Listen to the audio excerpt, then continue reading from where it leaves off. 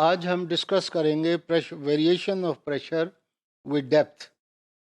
Last time हम pressure जब discuss कर रहे थे तो हमने देखा कि pressure does not change in the horizontal direction, and when it is considered at a norm at a surface or at a point such that the pressure direction is normal to the surface where it's being considered, then it turns out to be force per unit area, and that is the value everywhere on the surface as long as it is in the normal direction. But when it comes to the vertical direction, it's not the same case. So pressure in a fluid at rest does not change in the horizontal direction. This can be shown easily by considering a thin horizontal layer of fluid and doing a force balance in horizontal direction. When we balance the force, we see that the pressure remains the same. But however, this is not the case in the vertical direction in a gravitational field. आप देखिए कि मिसाल के तौर पर अगर हमें सी में there is a lot of liquid और उसमें कोई शख्स उतरता है या कोई बॉडी ऑब्जेक्ट डुबोई जाती है, तो with respect to the depth to which it is taken to, the pressure, the amount of force that acts upon it changes. And that's what is being said and mentioned here. So, pressure in a fluid increases with depth because more fluid rests on deeper layers, and the effect of this extra weight on a deeper layer is balanced by increased in pressure, as we shall see in the figure. To obtain a relation for variation of pressure with depth, we consider a rectangular fluid of element of rectangular fluid element of height delta z. Here you will recall from calculus that when we are trying to make integration of the whole volume or control volume or of the system, we start with a small height or a small distance, and here the distance in the vertical direction, if the direction is being denoted by z, the small variation, a small height will be denoted by delta z, and that of length delta x, and of a unit depth into the page in equilibrium. This means that we are considering a three-dimensional situation, and let us say if this is the if my hand, for example, is the plane, and we are taking x direction on the right hand side, the vertical direction is in z, is in the normal to this, and then the depth is in this direction. So therefore, these are three dimensional case that is being considered, and we are considering an equilibrium condition. That means that all forces are balanced, only the height is changing. Assuming the density of the fluid rho to be constant, which is normally the case, and if there is a variation, it's a negligible variation.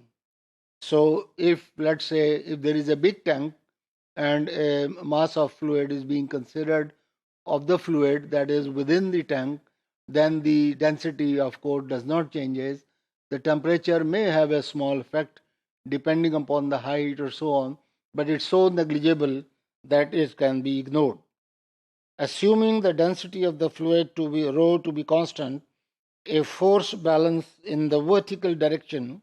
You can see here in the picture that we are looking at a free body diagram of a rectangular fluid element in equilibrium. तो ये कोई बहुत बड़ा liquid कहीं इकट्ठा है, let's say assume it's in a tank for example, और उसमें से हम एक टुकड़ा इमेजिन करते हैं, रेक्टेंगुलर टुकड़ा, such that its height is delta z, its width is delta x, and its downward direction deep into the paper, the direction is that of delta y, and that is a unit length, so it doesn't affect.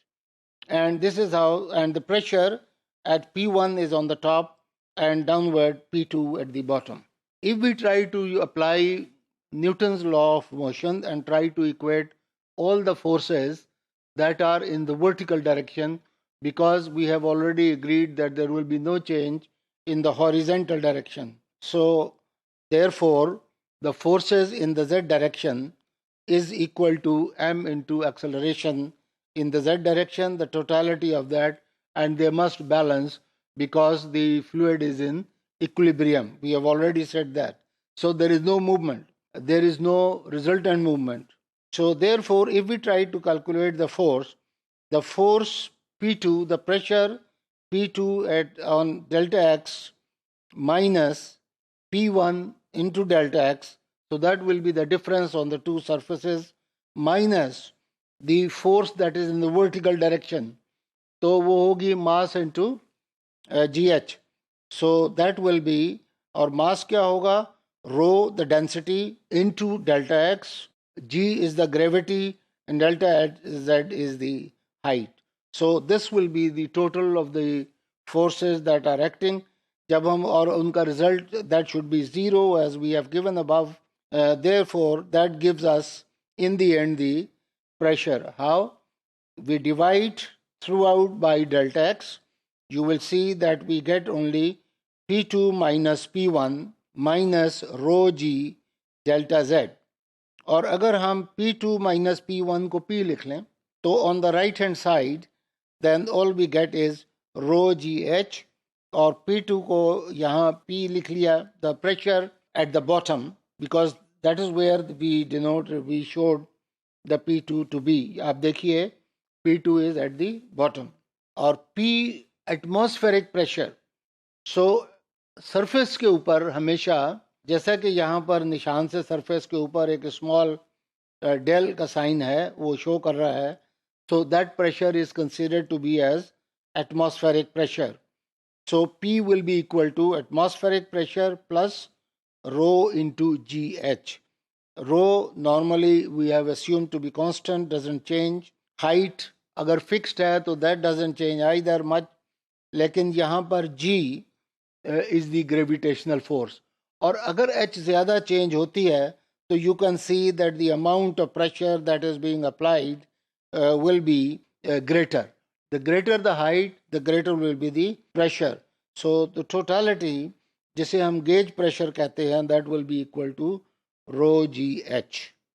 Thus we conclude that variation of pressure with depth changes with height, and in the vertical direction it is proportional to delta z, or for that matter to h, which is the vertical height. Rho, assuming rho is remaining constant.